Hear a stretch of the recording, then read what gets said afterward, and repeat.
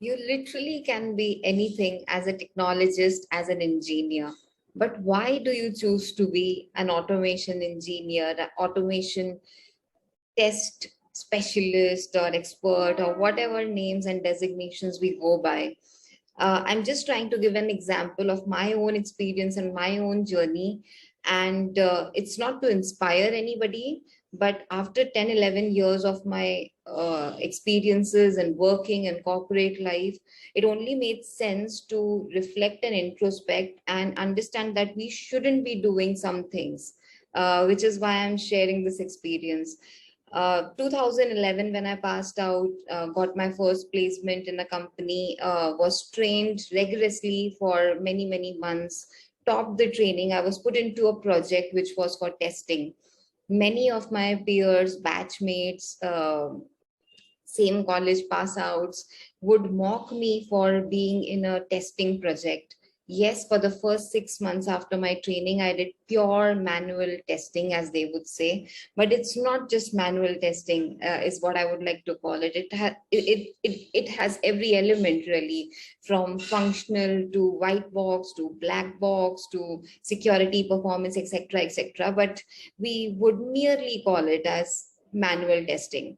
I would listen to them, would somehow try to manage the mocking. There came a time when I got to understand that there is something called as a billing, or a billing cycle, which every resource, people like us, our resources, human resources, get billed against.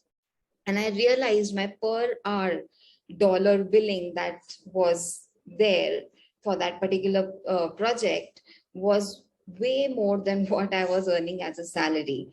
So the next time somebody mocked me, my instant reply was, my salary and my billing is basically helping to probably get you your salary as well. And one such harsh truth made them stop the taunt. But there's something amazing about taunts.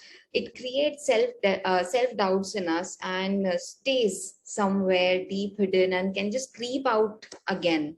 I started to wonder, what if my BTech in IT degree is all a waste, really? And why did I even learn coding if I was just doing manual testing?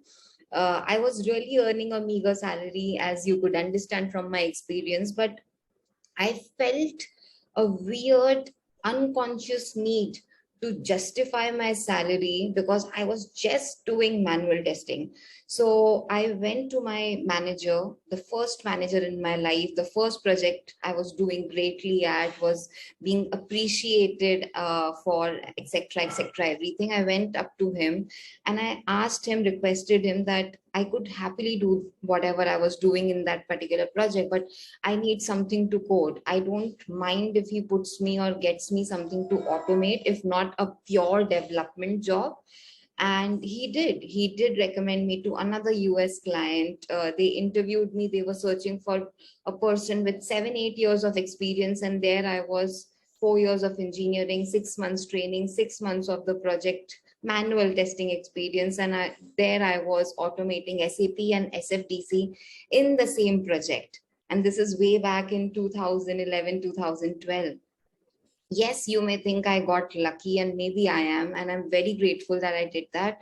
But in the hindsight, when I retrospect now, I feel so silly. I feel so, I don't know what to say exactly, maybe sometimes even small, because I was trying to justify my work really by taking up automation, because I wanted to justify my degree of engineering. I wanted nobody to mock me anymore that I was an engineer and I was just doing manual testing.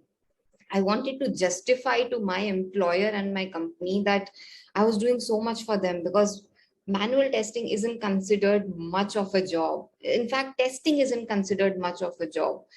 What I see in the current scenario in communities and testers, I think this insecurity is still there. Until the time we get rid of this insecurity, people are never going to respect testing. My entire 10 years of corporate journey, all the crazy madness that I've done, all the crazy projects that I took up, the risk I took up was only to bring respect to testing. Yes, I will say that again. Only to bring respect to testing is why I did all the crazy moves that I've done, because I just wanted to show to the companies, I just wanted to show to the world that testers can take up anything and testers can actually test anything, be it a visible UI, be it something which is literally a black hole, a middleware, a microservice, or whatever that might be.